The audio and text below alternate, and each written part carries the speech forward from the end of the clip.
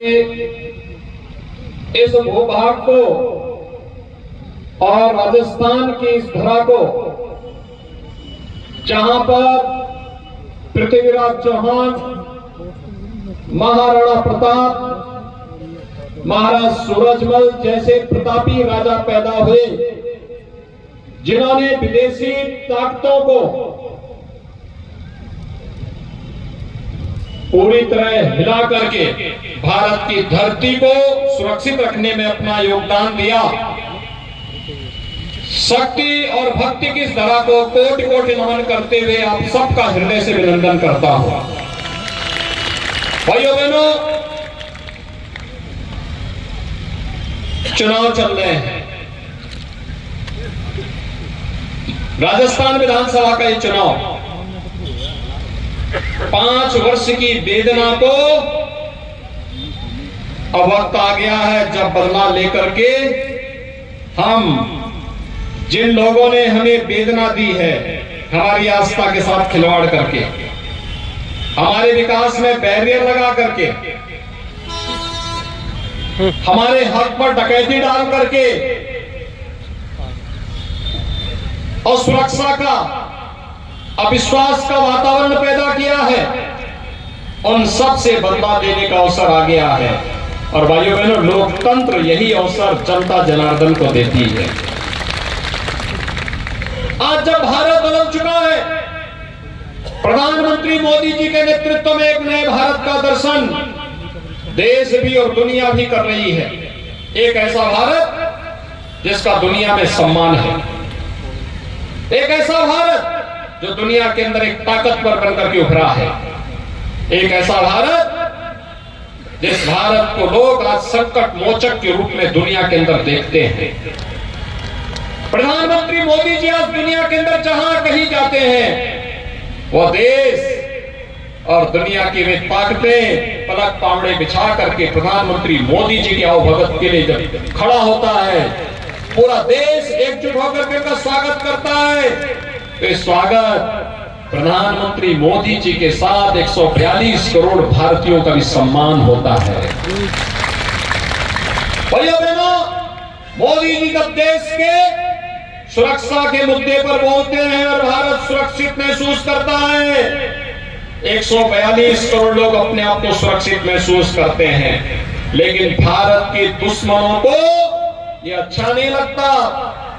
याद करिए, कांग्रेस के समय में रोज घटनाएं घटित होती थी, रोज घटनाएं घटित होती थी।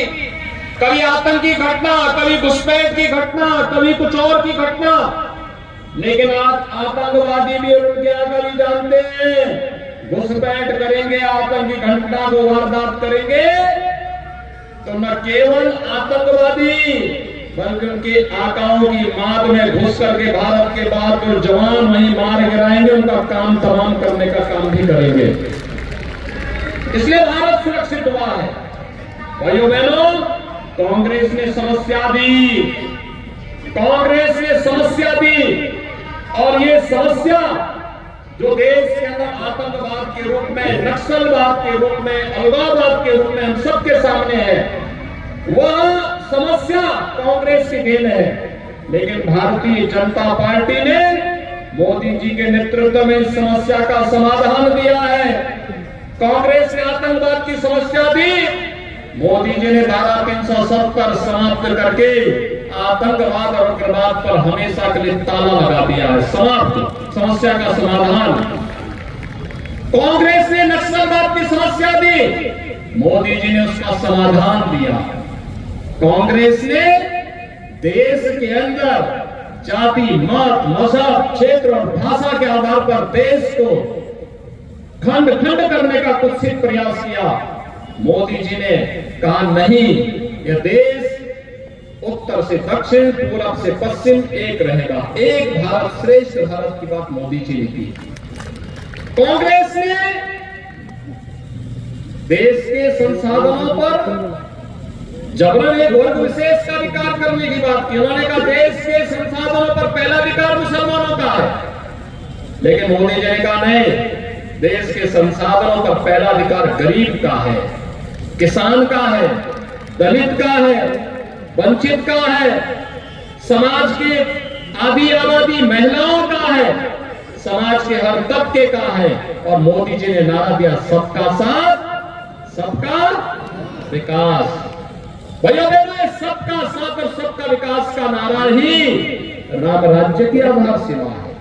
यही राम राज्य है और इसी राम राज्य की अवधारणा को साकार करने के लिए भारतीय जनता पार्टी की सरकारें कार्य कर रही हैं। और इसी राम राज्य के अवधारणा को लागू करते हुए जो काम कांग्रेस 55-60 वर्षों में नहीं कर पाई, मोदी जी ने वह कार्य मात्र 9 वर्ष में करके दिखा दिया। याद करिए, 12 करोड़ गरीबों के घर में शौचालय बन गए, 4 करोड़ गरीबों के आवास बन गए, 4 करोड़ गरीबों के घर तक बिजली पहुंच गई, लगभग 10 करोड़ गरीबों को उज्ज्वला योजना का कनेक्शन मिल गया, 12 करोड़ किसानों को प्रधानमंत्री किसान सम्मान निधि में 6,000 रुपए हर वर्ष पहुंच रहे हैं। और भाइयों बहनों, संकट में जो साथी होता है वही सच्चा साथी होता है।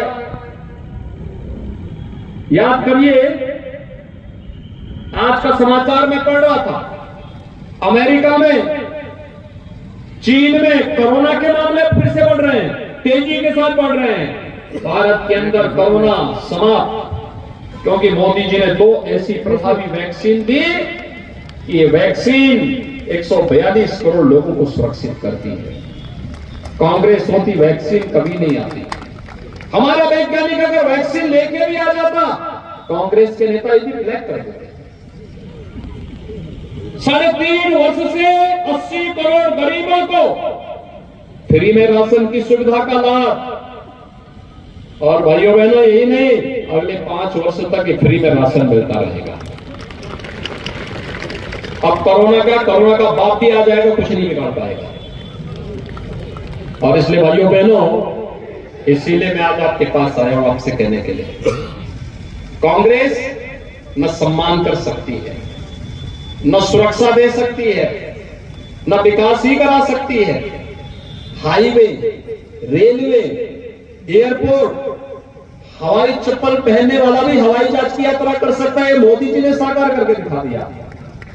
और भाइयों बहनों, इसीलिए आपके पास आया हूं आपसे कहने के लिए, न गरीबों का कल्याण ही कांग्रेस कर सकती है, ये तो लड़ाती है। ये तो 1984 में निर्दोष सिखों की हत्या करवा दी, उन पर बर्बर अत्याचार करवाए, ये आपस में लड़ाती है। खालसा पंथ और गुरु परंपरा का जिसका इतिहास रहा है देश के अंदर, भारत के अंदर खालसा पंथ की स्थापना गुरु गोविंद सिंह जी महाराज ने इस उद्देश्य से की थी, सकल जगत में खालसा पंथ गाजे, जगे धर्म हिंदू, सकल भंड भाजे। इस संकल्प और इस दोष के साथ सबकी सुरक्षा का आह्वान करते हुए किया था। और आज उन्हीं पंथों पर कांग्रेसी लोग अत्याचार करते थे, कभी इन्होंने माफी नहीं मांगी देश से। भाइयों बहनों, मैं आज आपका आह्वान करने के लिए आया, कांग्रेस के लोग समस्या दे सकते हैं, समाधान नहीं दे सकते। देश की सुरक्षा के साथ खिलवाड़ कर सकते हैं, समाधान नहीं दे सकते। ये देश की आस्था के साथ खिलवाड़ कर सकते हैं, समाधान नहीं दे सकते। कांग्रेस के लोग तब क्या क्या कहते हैं, मैं राजस्थान में आता हूं, देश के अंदर कहीं जाता हूं, एक ही संबोधन होता है, राम राम। हमारा संबोधन मिलने पर राम राम, पुत्र पैदा होता है, राम नाम जप का अखंड कीर्तन हो जाता है। मिलते हैं, संबोधन में राम राम शब्द से प्रयोग करते हैं, अभिवादन में राम राम शब्द का प्रयोग करते हैं। अंतिम यात्रा निकलती है तो राम नाम शब्द है कि ही यात्रा निकलती है। गांधी जी ने भी अंतिम समय में हे राम ही कहा था, लेकिन कांग्रेस के लोग कहते हैं कि राम और कृष्ण तो हुए ही नहीं। ये तो हमारे गिरिराज महाराज को भी ये गाली देते हैं, हमारी ब्रजभूमि को भी अपमानित करते हैं, हमारे कहना को भी अपमानित करते हैं। इन्होंने राम और कृष्ण के अस्तित्व पर प्रश्न खड़ा करके सनातन धर्म के अस्तित्व पर प्रश्न खड़ा किया है। लेकिन भाइयों बहनों, हमने तो जो कहा सो करके दिखाया। हमने कहा था राम हम आएंगे, मंदिर वही। लोग कहते थे, कांग्रेसी हंसते थे उस समय, कैसे होगा। हमने कहा चिंता मत करो, हमने कहा रामलला हम आएंगे, पहले गुलामी का ढांचा हटाएंगे, हटाना। फिर कहा रामलला हम आएंगे, मंदिर वहीं बनाएंगे, मंदिर बन रहा है, कोई संदेह? भाइयों बहनों, रामनवमी के अवसर पर राजस्थान में कर्फ्यू लगा था और कांग्रेस सरकार ने रामनवमी के जुलूस को बैन किया था ना। भगवान राम का जन्म उत्तर प्रदेश में हुआ। वनवास के दौरान सर्वाधिक समय तक उन्होंने चित्रकूट उत्तर प्रदेश में व्यतीत किए। रामनवमी के सबसे अधिक जुलूस उत्तर प्रदेश में निकलते हैं। पिछले 6.5 वर्ष से उत्तर प्रदेश में भारतीय जनता पार्टी की सरकार है। एक भी कर्फ्यू नहीं लगा, एक भी दंगा नहीं हुआ। राजे जी के नेतृत्व की सरकार राजस्थान में होती तो भाइयों बहनों, कन्हैया लाल तेली की हत्या नहीं होती। अगर राजस्थान के अंदर डबल इंजन की भाजपा की सरकार होती तो बेटियों के साथ इतना बड़ा अत्याचार कोई करने का तो साहस नहीं कर सकता था। और अगर यहां भाजपा का विधायक होता, किसी विधायक की गाड़ी में वो मांस नहीं मिलता।